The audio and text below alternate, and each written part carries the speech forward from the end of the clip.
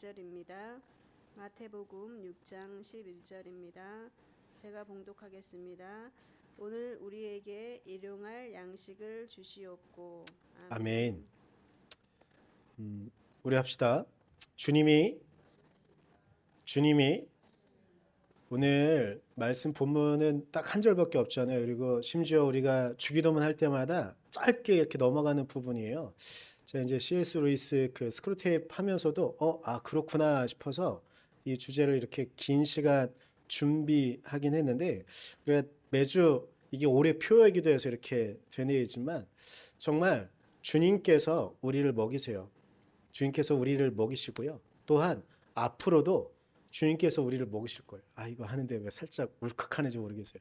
정말 우리의 삶을 하나님께서 먹이시는 거죠. 근데 오늘 제가 설교 제목을 많이 고민하다가 원래 처음에는 그냥 일용할 양식으로 했다가 이렇게 해서 이제 아버지의 권세를 좀 바꿨는데, 그 이유는 좀 이따 말씀을 좀 드리겠고, 우리가 이제 주기도문을 쭉 하고 있는 중이잖아요.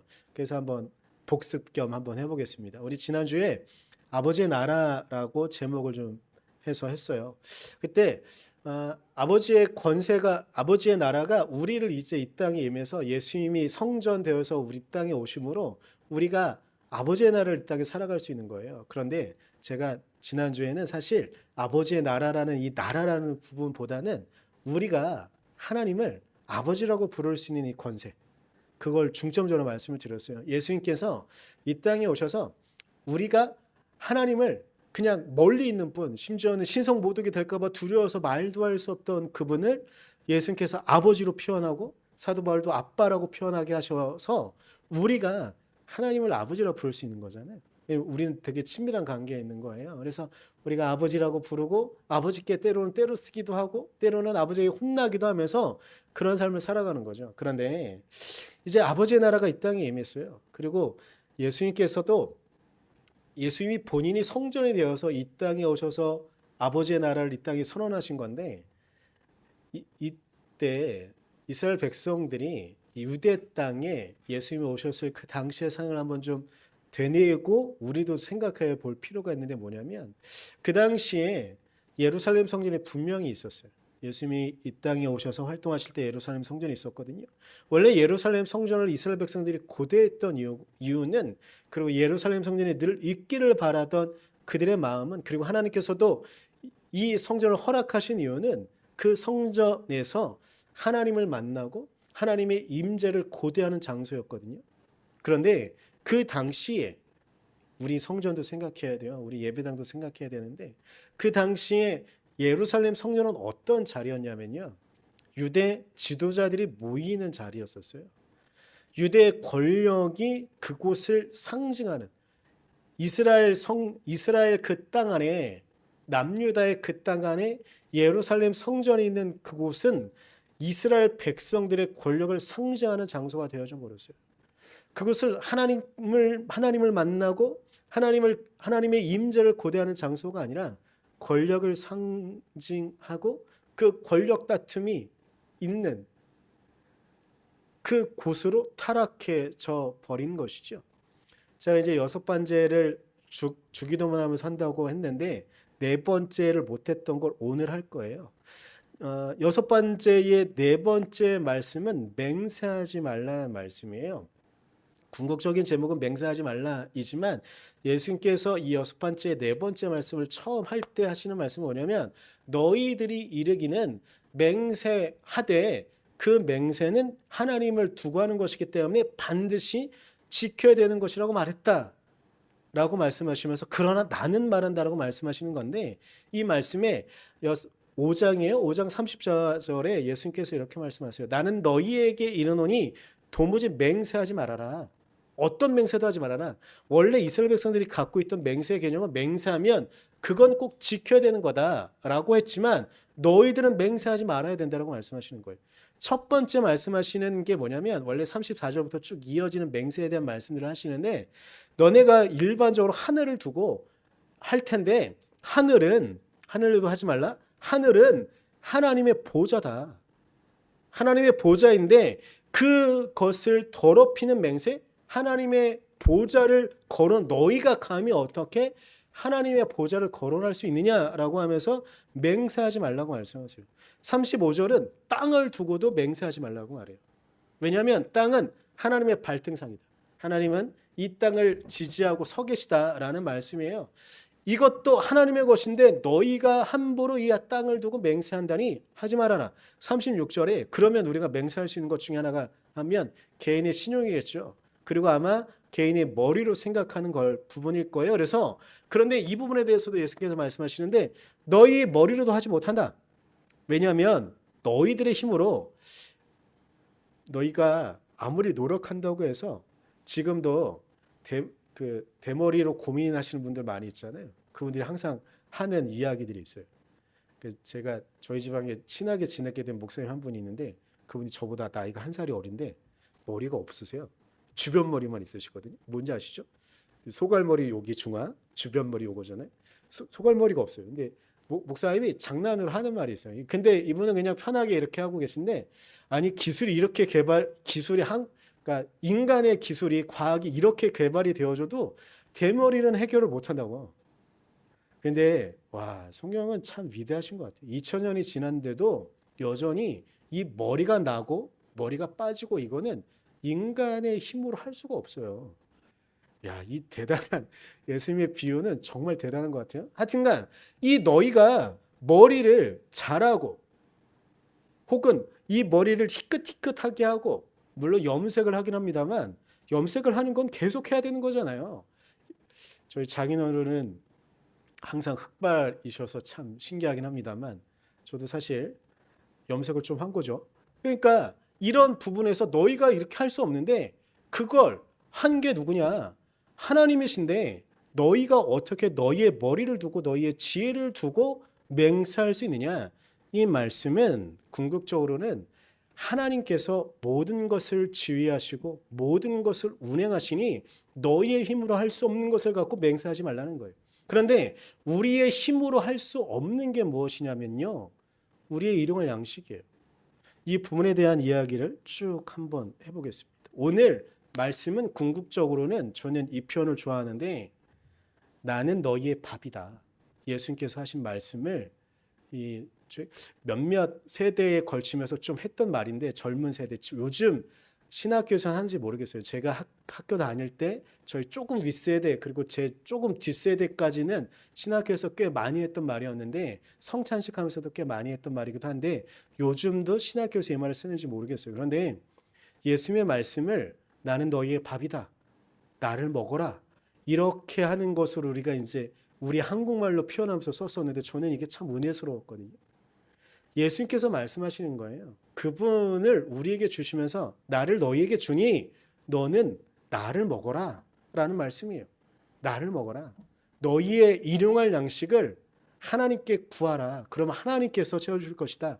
누구를 통하여? 예수님, 우리의 주님을 통하여 우리에게 주시겠다는 말씀이에요. 자, 그래서 이 말씀을 한참 고민을 했어요. 원래 지난주에 아버지의 나라도 고민하다가 원래는 하나님의 나라로 해야 되는데 아빠라는 부분을 아버지라는 부분을 좀 부각시키고 싶어서 일부러 아버지의 나라로 하고 난 다음에 오늘 말씀 제목을 뭐를 해야 되지? 사실 어제까지도 원고 쓸 때 주보 만들 때 한참 고민하다가 제가 다음 주에 마무리하는 부분을 하면서 주기도문의 마지막 부분이에요. 그 부분을 딱 아버지의 나라로 했으니까 하면 되겠구나 싶어가지고 두 번째 나라와 권세와 영광이 라고 했으니 그래 우리의 일용할 양식을 주시는 분 그리고 하나님께서 우리를 지휘하시고 우리의 삶을 운행하시니까 그게 하나님의 권세에 딱 맞겠구나. 그래서 아버지의 권세로 하면 되겠다는 생각이 들었어요. 그래서 여기서 한번 저를 보시면서 그럼 다음 주 제목은 뭘까요? 다음 주의 제목은 뭘까요? 영광이에요. 네, 아버지의 영광. 처음에는 원고에는 맞추시면 500원 이럴 거 했는데 네, 제가 이렇게 웃기려고 하면 좀 웃어주세요. 자, 그런 거예요. 아버지의 영광이에요. 아버지의 영광. 근데 오늘은 아버지의 권세를 갖고 말씀을 나눌 건데 예수님께서 우리에게 말씀하시는 거예요. 아버지의 권세로 우리의 삶을 채워주시고 우리의 삶을 이끌어 주신다. 밥이 되셔서 우리의 육을 채우시는 거예요. 그런데 육만 채우신 게 아니라 정말 그분께서 우리를 채우신 건 우리의 영, 우리의 정신, 우리의 삶 전체를 채우시겠다고 말씀하시는 거죠. 그런데 대부분의 사람들은요, 어쩌면 이 땅을 사랑하는 수없이 많은 기독교인들도 그렇게 살아가는 것 같아요. 우리의 당장의 갈급을 채우려고 하죠. 당장이라도 배가 고프면 이것을 채우고 싶어서 하나님께 일용할 양식을 구하기 이전에 당장 우리의 방식을, 예수님께서 맹세하지 말라고 말씀하시면서 두 번째 말씀하신 게 뭐냐면 땅을 두고도 맹세하지 말라고 하는 건데, 우리는 당장 고개를 땅에 쳐 박습니다. 그러면서 땅에 떨어져 있는 그 무엇이라도 먹으려고 하죠. 그러다 보면 우리의 삶이 어떻게 되어졌을까요? 제가 몇 주간, 한 2주간 읽었던 독서 모임을 하느라 읽었던 책이 있는데, 톰 라이트라고 영국의 성공의 신부로, 그리고 마지막 은퇴할 때는 성공의 주교로 은퇴하신 분이 계신데, 이분이 딱 1950년대 말엽에 태어나가지고 2차 세계대전의 끝부분에 태어나서 그러니까 그 여파를 갖고 태어나서서 얼마 전에 은퇴하신 그 신부님이에요. 그런데 이분이 그 시대를, 그 영국의 시대를 생각하면서 영국은 어떤 길을 선택했는가를 말하는 부분인데, 뭐냐면 두 번의 세계대전을 거치면서 이 유럽 사회는, 영국을 포함한 유럽 사회는 이것이 선진적인 거라고 이야기하면서 사람들을 변론시키고 변화시키는데, 어떻게 되냐면 외부에서, 어찌 보면 성경이에요. 성경에서 말하고 있는 이 말씀들을 듣고 거기에 집중하기보다는 내면으로 돌아가게 했다는 거예요. 그래서 내면으로 돌아갔다는 이 표현은 이런 거예요. 심리학을 계속 보는 거예요. 우리 안에 있는 것들을 계속 보게 하는 거예요. 그래서 기도하기보다는 심리 상담가를 찾아가고 정신의학과를 찾아가서 자신의 문제를 이야기하고, 그리고 심리학은 여전히 답은 주지 않아요. 그냥 듣게 하고 그 과정 속에서 그 말하는 사람이 답을 찾게 하는 게 아직까지도 맞는 정답이거든요. 근데 계속 그렇게 하게 하는 거예요. 내부로 들어가게.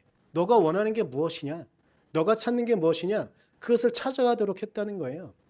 그 시간을 거치면서 유럽은 교회가 숫자가 줄어들었고, 교회 출석하는 교인들이 줄어들었고, 실제로 리서치를 하면 인구 조사를 할 때 자신의 종교를 말하게 할 때에 항상 하는 게 무엇이냐면 나는 기독교인이 아니다 라고 이야기하게 점점점 시간이 지나갔어요.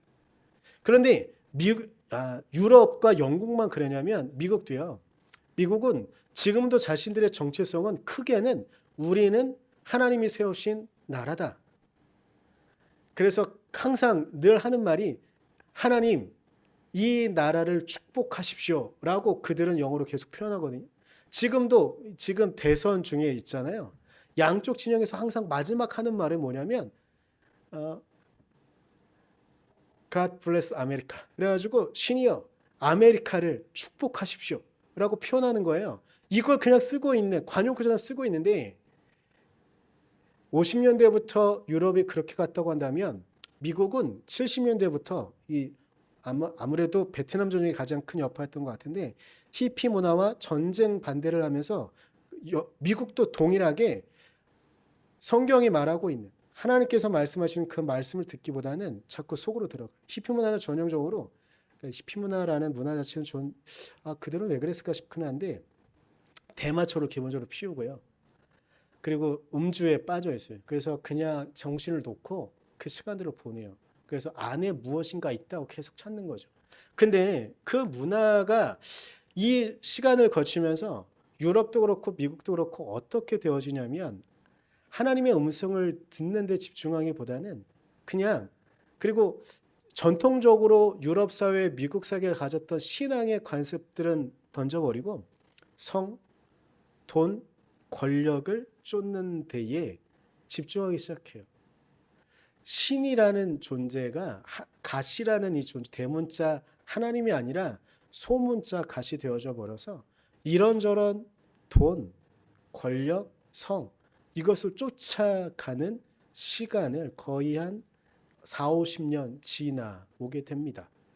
이 시간 동안 유럽도 그렇고 미국도 그렇고 점점점 사람들이 쫓아가게 되어진 게 있는데 그게 뭐냐면 중독이라는 거예요. 단순히 마약 중독만 말하는 게 아니고요. 성적 중독에 사람들이 빠져갑니다. 그리고 돈을 쫓아가는데 거의 돈을 자신이 필요한 것만 갖는 그 상태가 아니라 이걸 더 많이 누려야지만 할 수 있다라는 그 단계로 넘어가는 돈에 중독되어지는 관계로 넘어갑니다. 권력을 쫓을 때는요. 권력은 권력자들만 쫓는 것 같잖아요. 한 개인도 어떻게 쫓아가냐면요. 사람들에게 요즘 많이 쓰는 말로 하면 인플루언서가 되는 거예요. 그리고 인싸, 아싸가 있는데 요즘 말로 하면 아싸가 되어주는 거죠. 그래서 사람들에게 인기를 계속 얻어야 되는 거예요. 내가 주변에 있는 사람들에게 좋은 인상을 계속 갖도록 그래서 하는 거예요. 요즘 젊은 이들이 많이 하는 것 중에 인스타그램이라는 게 있고 요즘 이제 페북을 넘어서서 인스타그램을 하게 되는데 인스타그램에는 수없이 많은 인기인들이 있거든요. 그러면 자신이 그 인기 있는 존재가 되려고 그 인플루언서들이 올리는 사진들을 보면은요. 항상 좋은 음식을 먹은 것, 그리고 좋은 옷을 입은 것, 그리고 좋은 관광지에 간 것, 그것을 계속 쫓아요. 그러면 사람들이 그곳에 쫓아와가지고 환호하고 하거든요. 거기에 빠지는 거예요. 그런데 그랬던 많은 사람들 중에 물론 모든 사람들이 그런 것은 아니었지만 꾸며내기 위한 사진들을 찍는 거예요. 그런데 최근 이렇게 그 인스타그램을 하는 데가 메타라는 곳인데 원래 옛날에 페이스북이에요. 그곳이 미국도 그렇고 유럽도 그것을 제재하기 시작했는데 왜냐면요. 그 인스타그램이라는 거, 페이스북이라는 걸 하게 되면서부터 10대의 자살률이 갑자기 폭증하기 시작했어요. 마약만 말하는 게 아니고요. 자살률이 폭증하기 시작했어요. 왜냐면요. 저 사람들은 저렇게 잘 사는데 저 사람들은 저렇게 좋은 거 먹고 좋은 곳에 여행 가고 좋은 옷을 입는데 나는 왜 저 사람처럼 이쁘지 못하고 저 사람처럼 여행을 가지 못하고 저 사람처럼 좋은 것을 먹지 못하고 좋은 옷을 입지 못하지? 이 상실감에 자신의 자존감이 점점 떨어지는 거예요. 그러다 보니까 정말 지금도 여전히 정부 차원에서 대한민국 정부는 그나마 좀 아직은 젊은이들에게 그것이 없다고 생각해서 그런지 모르겠지만 실제로 유럽과 미국은 이 인스타그램이나 이런 것들을 제재하려고 좋아요를 누르지 못하도록 하려고 계속하고 있고 인스타그램이 이런 데는 이것을 해야지 자신들이 돈이 생기니까 계속하게 만들거든요. 그러니까 계속 내부에만 찾는 거예요. 하나님께서 너는 아름다워라고 말씀하시는데 너는 너로서 나의 자녀야라고 말씀하시는데 그것은 듣지 않고 내부로만 들어갔던 이 유럽과 미국의 문화가 낳은 것은 무엇이냐면 결국 목숨을 잃는 거예요. 포기하는 거예요. 그리고 그렇게 시간을 좀 벗어나잖아요. 그럼 그 다음에 있는 사람들이 선택하는 건 뭐냐면 또 마약이에요. 중독이에요. 계속 끊임없이 중독에만 빠져가는 삶을 살아가게 됩니다. 그런데 하나님은요. 어찌 보면 우리는 하나님은 그 머릿속에 있는 분 혹은 우리의 마음속에 있는 분을 생각하는 것 같아요. 혹은 하늘에만 있는 분으로 생각하는 것 같아요. 근데 오늘 중요한 게 있어요. 예수님께서 말씀하실 때 너희가 이렇게 기도하라고 말씀하시면서 일용할 양식을 주옵시고라고 기도해라. 우리의 일용할 양식을 채워 주시기를 기도하라는 거예요. 우리가 매일매일 살아가는 삶의 시간들 속에 우리의 삶을 실제로 채울 수 있는 것이 그렇게 할 수 있는 것이 하나님이니 하나님께 그렇게 구하라는 거예요. 우리는 생각할 때 하나님은 우리 현실 세계랑 조금 떨어져 있는 다른 곳에 있는 것처럼 생각하는데 오히려 예수님께서는 현실에 있는 문제를 주님께 하나님께 구하고 하나님께 그렇게 구할 때 하나님께서 우리의 현실을 채워주실 것이라고 말씀하시는 거죠. 우리는 자꾸만 심리학도 그렇고 인간들이 개발해낸 문명들은 우리 안에 들어가라고 자꾸 말하지만 성경은 그렇지 않습니다. 밖으로 나와라. 밖으로 나와서 너희의 현실의 문제를 고치고 너희의 현실에 있는 문제를 너희가 살아가라고 우리가 말씀하고 있는 것인데 오히려 반대로 인간들은 안으로만 들어가는 거예요. 속으로만. 내면뿐만이 아니라 우리의 삶을 채워주시고요. 우리의 삶을 먹이시는 분이 계세요. 어쩌면 하나님은 궁극적으로는 우리가 현세를 살아갈 수 있도록 데려가시는데 오히려 인간이 그 하나님의 음성을 듣지 않고 우리에게 말씀하시는 그 말씀을 듣지 않고 오히려 계속 우리가 도망가고 싶은 곳으로만 도망가는 것은 아니었는지, 그런 우리를 향하여 예수님께서 말씀하시는 거예요. 나는 너희의 밥이다. 나를 먹어라. 내면으로 돌아선 인간이 결국 선택한 것은 우상이었는데 오히려 주님은 우리의 삶을 살아가라고 말씀하시고 우리에게 하나님의 권세로 이 땅을 살아가라고 말씀하시는 것이죠. 주님은 끊임없이 우리에게 먹으라라고 말씀하세요. 요한복음 4장 14절에 보면은요, 내가 주는 물을 마시는 자는 영원히 목마르지 아니하리니 내가 주는 물은 그 속에서 영생하도록 솟아나는 샘물이 되리라고 말씀하세요. 원래 물을 구하러 들어가셨다가 한 여인을 보고서 예수께서 말씀하신 말씀이긴 하지만 우리는 언젠가는 물을 계속 마시고 있는 거예요.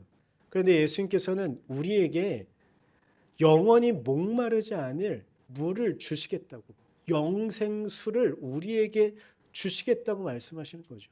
그런데 우리는 여전히 우리 안에 있는 내면 혹은 우리가 우상으로 만들고 싶은, 우리가 중독되어지고 싶은 그 무엇을 계속 쫓아가는 거예요. 그런데 그런 우리를 향해서 주님은 말씀하십니다.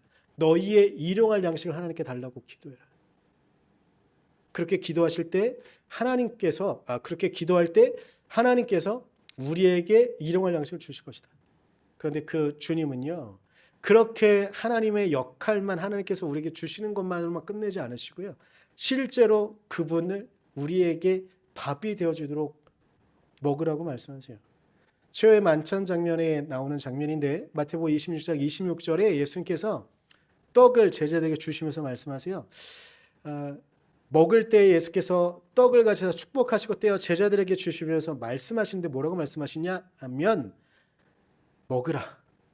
이것은 내 몸이다. 그분께서 직접 자신의 살을 우리에게 주시는 거예요. 먹는 것으로만 끝내지 않으시고요. 또 주님은 마시라라고 말씀하세요. 28절, 이것은 죄사함을 얻게 하려고 많은 사람을 위하여 흘리는 바 나의 피, 곧 언약의 피니라.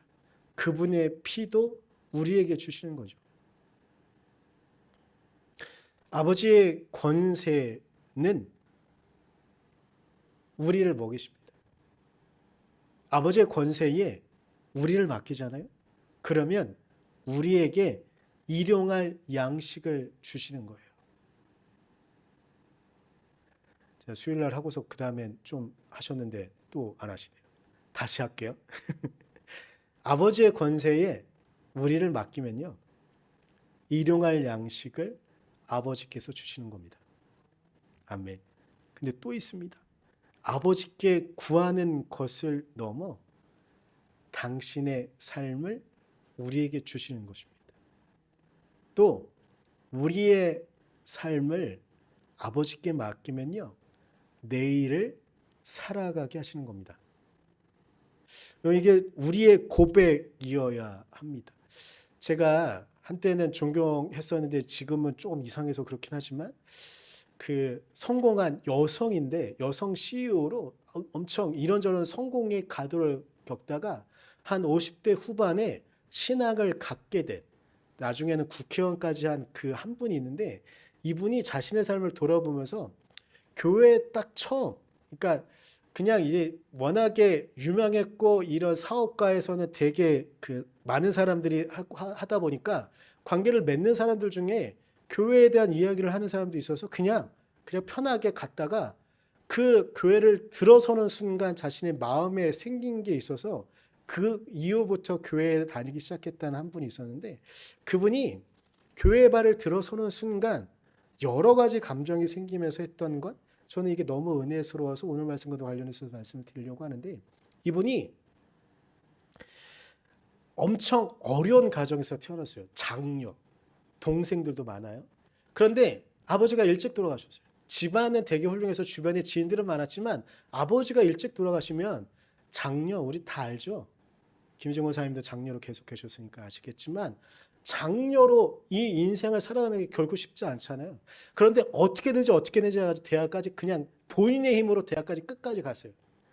아마 제가 아는 한 분 중에는 장녀는 중학교까지만 나오고 그 비슷한 세대였던 분인데 작년 중학교까지만 나오고 그냥 공장에서 일하면서 동생들 이렇게 한 분이 있었는데 이분은 그래도 이 뛰어난 머리도 있었는데 이걸 하고 싶으니까 대학교까지 갔어요. 그리고 그 다음부터는 정말 하루에 2-3시간밖에 못 하면서 계속 일을 했어요. 그래서 이 분야에 성공을 한 거예요. 어떤 걸 할 때마다 내놓을 때마다 사람들이 와 이렇게 몰려들어서 이렇게 했던 거예요. 그럼 사람들이 이렇게 생각할 수 있어요. 이건 나의 힘이지. 나의 능력이 이럴 수 있죠. 그 교회 문 앞에 들어서기 전까지 내가 성공한 건 그런 거라는 생각을 했어요. 그런데 그 교회에 마침 문구가 딱 써 있었는데 그걸 보면서 딱 들어가는데 아, 나의 인생이 내 힘만으로 된 게 아니구나 라는 생각이 들었대요. 그 세대의 그분만 그렇게 대학을 간 게 아니고요. 그분만 그렇게 아버지 잃고 장녀를 이렇게 삼산 거 아니고요. 그분만 그 치열한 직장 생활한 거 아니고요. 그분만 그 업계에서 아이디어를 내서 그 일을 한 게 아니에요. 여러 명의 경쟁이 있었는데 자신이 어찌 보면 교회에 들어오기 전까지는 우연의 결과로 여기까지 성공하고 나온 거예요. 수없이 많은 성공을 이뤘고 그랬는데 순간 아 이게 나의 힘만으로 여기 있는 게 아니구나 라는 깨달음. 어쩌면 우리가 가져야 되는 삶의 순간 우리가 오늘 여기 있다는 게요. 단순히 우리의 힘만으로 오늘 여기까지 있을 수 있었다라고 한다면 이건 세계 역사가 실패한 자신의 내면의 이야기에만 집중하는 거예요. 그런데 그게 아니라 일용할 양식을 채워주신 하나님, 우리의 삶을 지켜주신 그 하나님, 그 하나님의 은혜가 있다는 깨달음. 그래서 내가 성공한 건, 내가 오늘 이 자리에 있을 수 있었던 건 일용할 양식을 채워주신 그 하나님의 은혜였구나. 그래서 또 우리가 앞으로 살아갈 우리의 삶의 순간들을 일용할 양식을 채워주실 것은 하나님의 권세 안에 우리에게 주시는 은혜라는 것이죠. 바라는 것이 있습니다. 우리의 마음 가운데 두었으면 하는 바람, 우리가 아버지의 권세로 이 땅을 살아갔으면 좋겠습니다. 오늘까지 우리가 아버지의 권세로 살아왔고 또한 내일도 또한 아버지의 권세로 우리의 삶에 맹세할 수도 없고 우리가 맹세할 만한 능력도 없고 권한도 없는데 하나님께서 우리의 삶을 이끌어 주시기에 내일도 믿고 의지하며 살아갈 수 있습니다라는 고백이 또한 그 믿음으로 그리고 그 이끄심이 우리의 삶에 실체적인 사실로 드러날 수 있기를 소망합니다. 그래서 아버지의 말씀으로 우리에게 일용할 양식을 채워주시는 그 은혜로 우리가 삶을 살아갈 수 있기를 간절히 소망합니다. 이 시간